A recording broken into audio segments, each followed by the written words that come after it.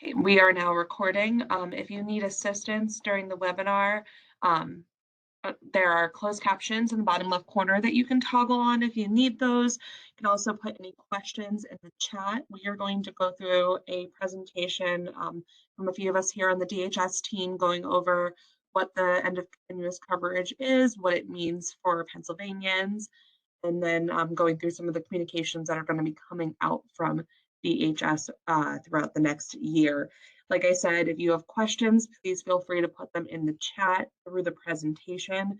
We will have time at the end, take a few questions. Like I said, we will send this recording out as well as the slide deck, and we are also putting together a cheat sheet for each of you that break down the communications that will be coming out from DHS, Medicaid, and CHIP enrollees, and who is the best contact for questions based off those communications, because there are a few helplines and resources here at DHS, and we want to make sure that you're able to navigate your constituents to the best place to get them the right information as fast as possible. So with that, I will turn it over to, I believe, Carl Feldman from our Office of Income Maintenance is going to kick us off. Thank you, Allie. Next slide.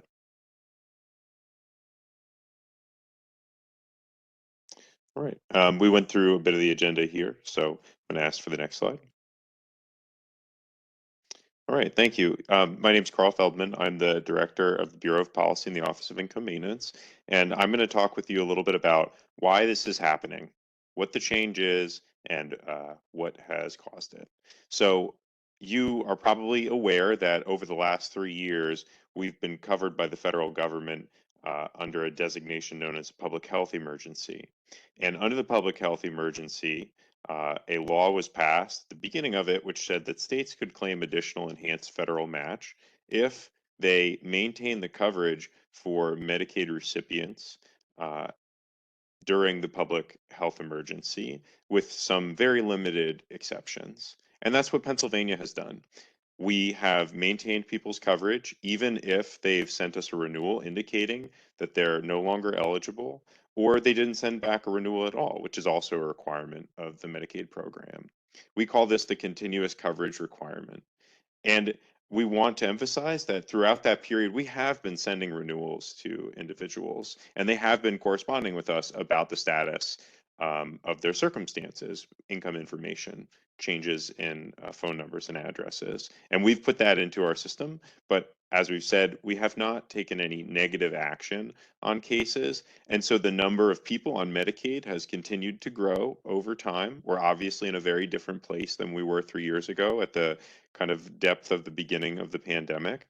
And as of January 2023, there were 3.6 million people enrolled in Medicaid. That's a close to 27% increase from the beginning of 2020. And that matches national information about how Medicaid enrollment has increased. We think it's important to know that of that 3.6 million people, there's approximately 617,000 that were already determined to be ineligible, but we've maintained their eligibility under the continuous coverage requirement. And there's an additional 577,000 which did not submit a renewal either, who were also maintained during the continuous coverage requirement. Those are not mutually exclusive populations. Somebody could be in both of those categories. And for that reason, we don't really say that we have a good sense of who will remain open after continuous coverage. And I'll tell you why in a second. Let's go to the next slide. So we've been talking about the public health emergency, but under the federal budget that passed at the end of last year, Congress and the president determined that continuous coverage requirement would end regardless of the end of the public health emergency on March 31st. And we will begin closing Medicaid cases if someone is no longer eligible or does not return their renewal form beginning on April 1st, 2023. Now, we want to be clear to everyone that the population of people whose coverage was maintained throughout the public health emergency, they will not automatically close. They will all receive renewals before any potential closure action could take place. And those renewals are going to be for most people on their regularly scheduled renewal date over the course of a 12-month period. So I'm just going to reemphasize this. No one in the maintained population is going to immediately lose coverage. We also have the ability to automatically renew certain people's coverage when we have enough information on file or through our data exchanges with other programs. And some people who were not able to renew automatically will receive that renewal paperwork in the mail. I'm going to move on to the next slide and hand it over to my colleague Lexi. Good morning, everyone, and thanks, Carl. I'm Lexi Dysonroth, the Executive Assistant for the Office of Income Maintenance and the lead for communications for the end of the public health emergency for DHS. So looking at the end of continuous coverage, I'm so happy to take the opportunity now to talk about what communications MA and CHIP recipients will see on their journey to renewal. And, Carl had made some distinctions about the maintained population and those that were receiving medical and are not a part of that population previously.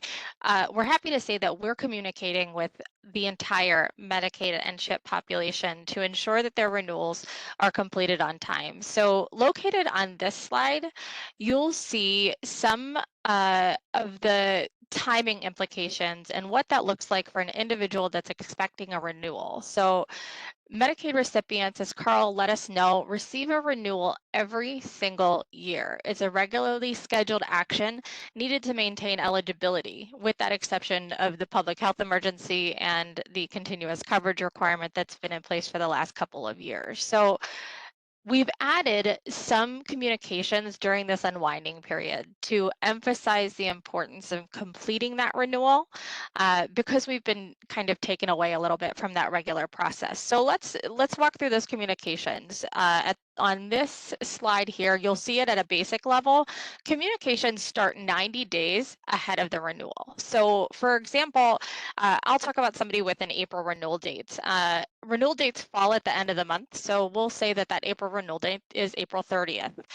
They'll start to receive communications in this 90-day bucket in the month of February regarding their renewal. So in February, they would have received that change reporting flyer, they'll receive a text, they'll receive an email, and a helper call, also known as a blast call or robocall from DHS. And then we'll see for that same population receiving an April renewal in the month of March, that same group's going to receive that 60-day communication bucket that we have here. That includes a letter giving them information to renew early, a text, an email, and another helper call. Again, those are those blast calls. And now we're finally in the month of renewal, or what we consider like that 30-day before the renewal bucket for communications. And in this month, this is where the individual will be receiving that renewal packet and also get some text nudges. So let me break these down further on the following slides. But before I head there, I want to add in one other point with these 90, 60, 30-day comms. Carl mentioned on the previous slide, we undergo this process over a course of 12 months for the unwinding. It's certainly worth mentioning that these renewals, as they're happening every single month, that also means these communications are layering on top of one another for different people with different renewal months throughout this unwinding. For instance, the example I just kind of reviewed was for April renewals, but what this could look like in a monthly progression kind of feels like this. So in February of 2023, I mentioned that they received communications in the 90-day bucket for April renewals.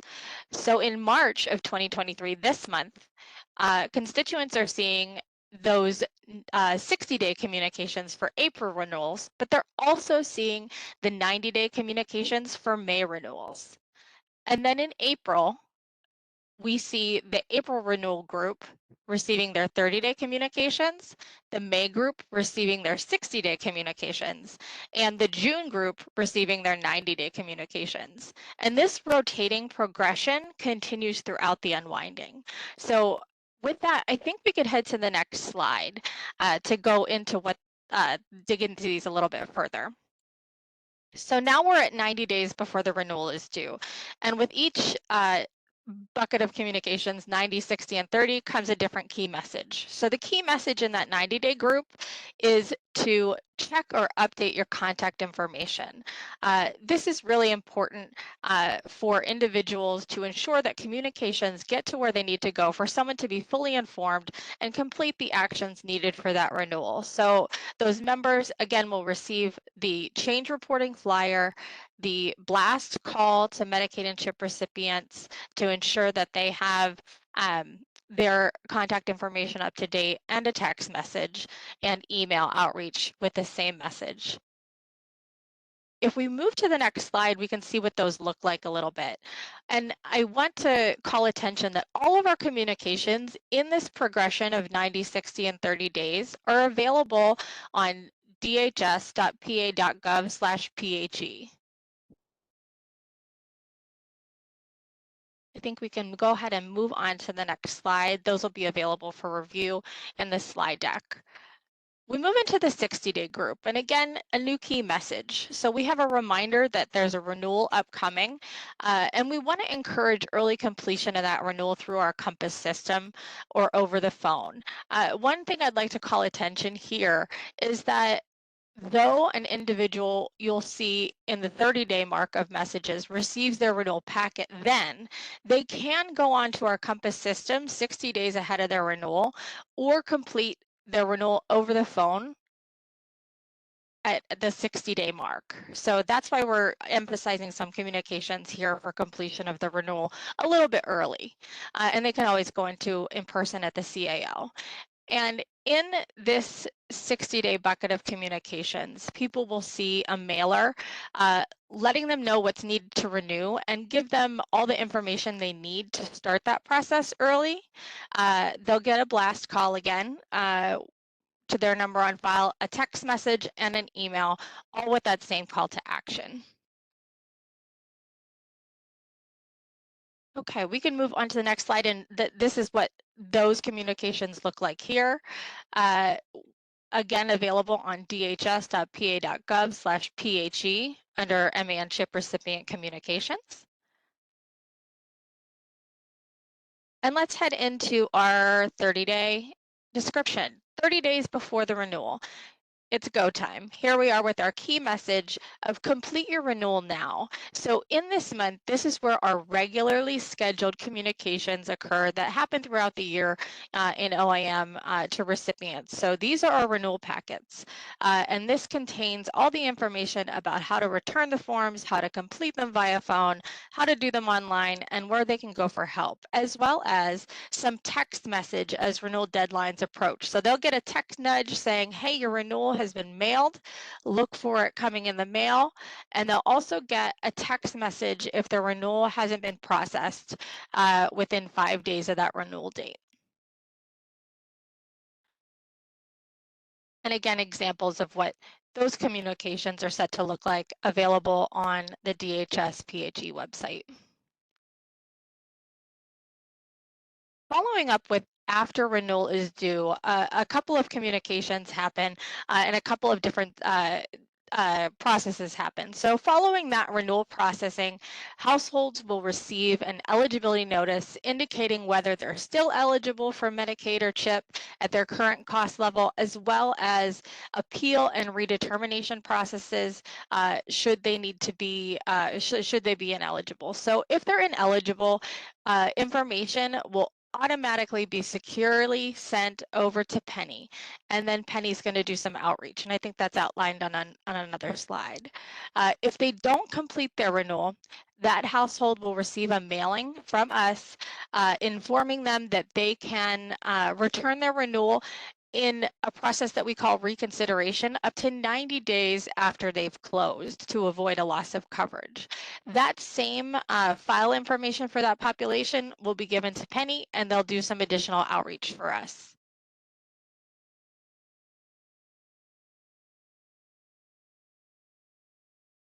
And this is the outline of those communications on our site available to you today if you visit the dhs.pa.gov/PHE.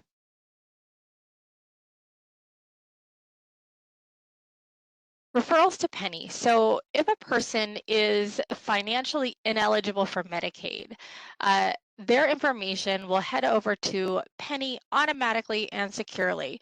A notice is sent from DHS with a code to access newly created Penny accounts, estimates of their financial savings that they could see for health insurance, and 120-day special enrollment period with optional 60-day retroactive coverage as necessary. So when a person does not return their renewal, in addition to those individuals that are financially ineligible, we also have connected with Penny to send their information so outreach can occur based on the different communication avenues that we've shared. So Penny and DHS have co-branded a postal letter.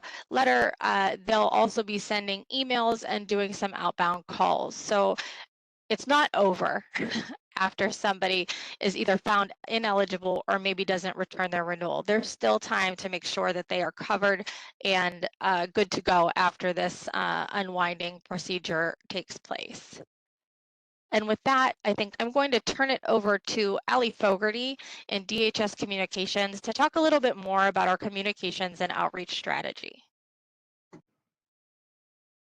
Thanks, Lexi. So over the next year, we are going to be engaging in a really robust long-term outreach effort around this. We are working in coordination with Penny to make sure that we are getting out the word as much as possible that people need to complete their renewals. They need to complete them on time so they can protect themselves and their families and stay covered, whether that's through Medicaid, whether it's through TIP, or through coverage that they purchased through Penny.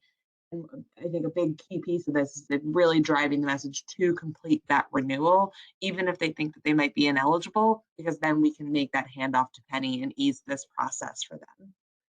So we are launching in the next few weeks here an advertising campaign that's going to be a multi-platform effort. We're going to be on TV, on radio, digital platforms and streaming, outdoors, ads with billboards and mass transit.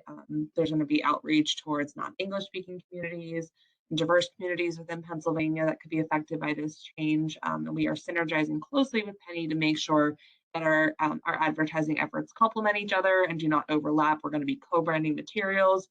So when people see these ads, they're going to be from DHS and Penny because this is a partnership for them. It doesn't really matter where their coverage comes from. We need to make sure that people are able to protect themselves and see their doctors, get their prescriptions when they need to.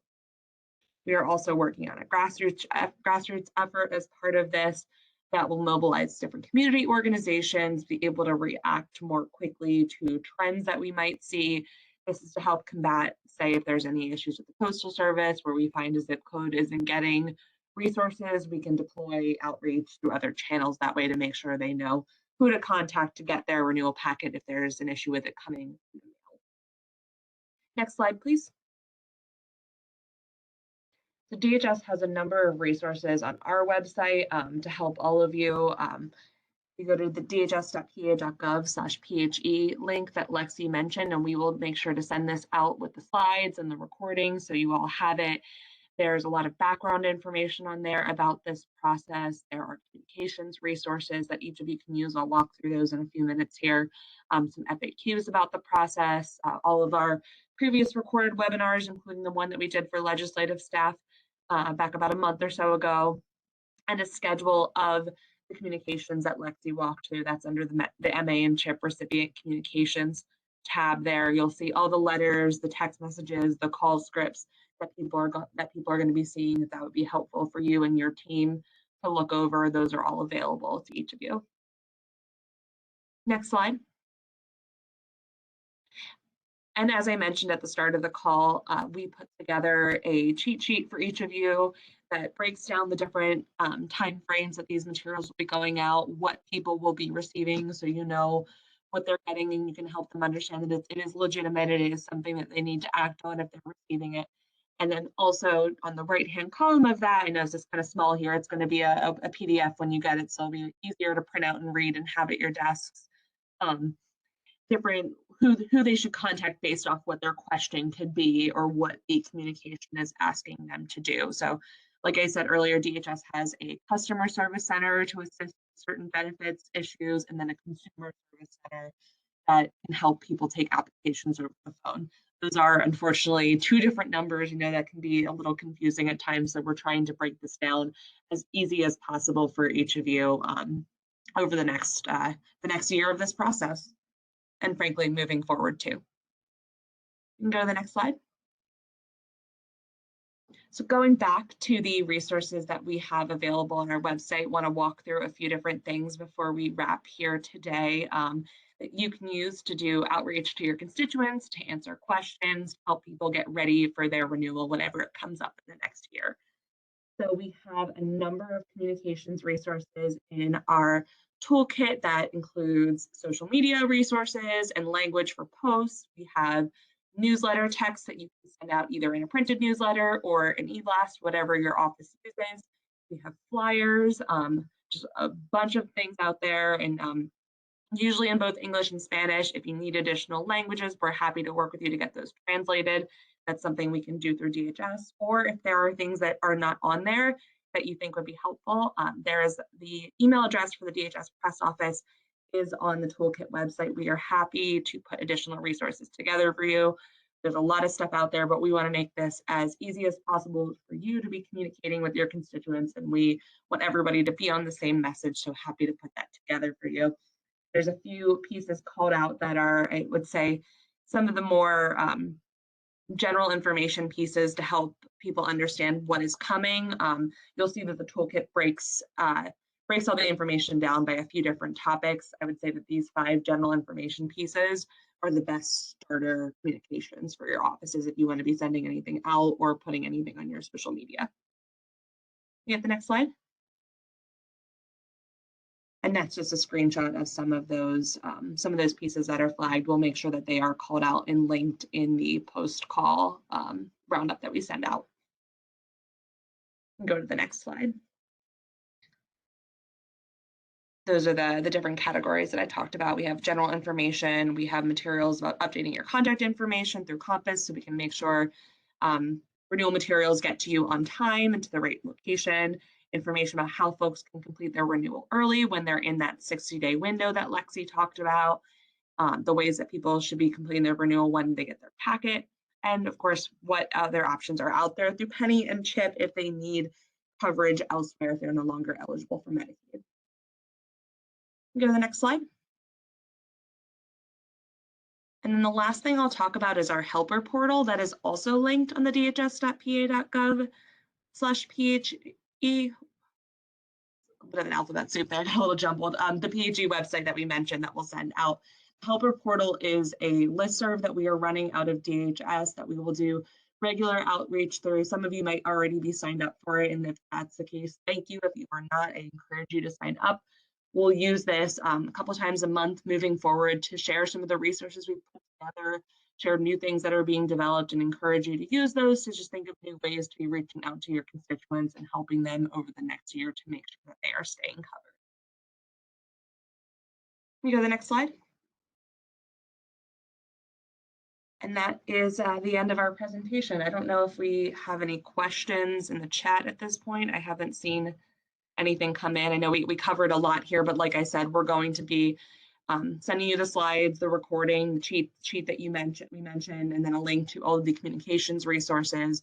So if you have questions or you think of anything following this presentation or things that you need some clarification on or additional resources for, please work with the DHS Leg Affairs Office. They are happy to help. And like I said, with the communication side, we are more than happy to get new resources together for you or assist with any translations as needed.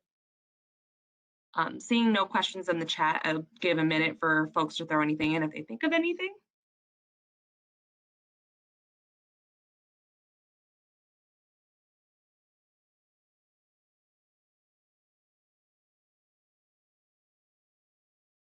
Right, seeing none, I'm guessing that we can probably wrap. Oh, sorry, Erica, did you have a question? Yes, I'm not sure if I should do it via voice or chat. Oh, go ahead. Since there's usually we have a lot more, so since we don't have a ton, if you want to just say it on off. Great, mute. thank you. Go ahead. So So say that so eligibility is at the end of the month. So for that first group of people, eligibility, the redeterminations the renewals are due on April 30th. Is that correct? That's correct. Okay, and so at what point, like how long does redetermination take? And at what point would those people lose their Medicaid coverage? Would they lose it retroactively to the 30th if they weren't eligible? Would they have a little bit of lead time? What's the process there? So after an eligibility determination is made, they're going to receive a notice indicating what the outcome is. And if there's a closure, they'll receive a notice indicating that the close is effective 15 days after the determination was made. And so for most people, they're in managed care, and that closure actually takes effect the end of the month following. So for people who, and it's 15 days after the determination was made. So say it takes 2 weeks to do a determination, you'd have an additional 2 weeks. Plus, if you're in an MCO, the end of the month following. We attempt to complete our processing of the cases by their renewal due date. Oh, okay. So it's not that someone can get their materials in on the date. They I mean, can. oh, They okay. can. So you try to get it done We're that going same to day. process the renewal as soon as we receive everything necessary to process. Okay. And so that's not a lengthy process. That happens quickly. It really depends on the case. Some cases for Medicaid are more complicated than others. Okay. So in the best case scenario, you can make a quick determination. This person is no longer eligible. They would have 15 days from that date, and so that would put them to May 15th or so, in which case they would have till the end of the month, and so their eligibility would end at the end of May. They would no longer have Medicaid at the end of May. Is that correct? We believe that the earliest closures will take place at the beginning of the month of May, but we believe the majority of closures will take place at the beginning of the month of June. At the beginning of the month of June. Okay. And what's the difference there? Like, what's the difference between those populations? It may be how quickly we're able to process the case, also differences in fee for service and managed care coverage. Oh, okay. So those would be the fee for service who would lose eligibility more rapidly than those who are in managed care. Their coverage period will end more Okay. earlier. Okay, their coverage period would end. Great. Thank you so much.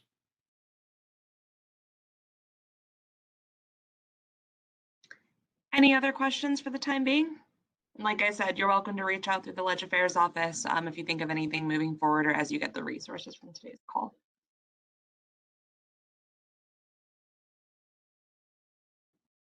All right, hearing and seeing none, I think we'll wrap here. Thank you all again for your time and for your help over the next year of this. We really appreciate your support and look forward to working with you. Have a great weekend.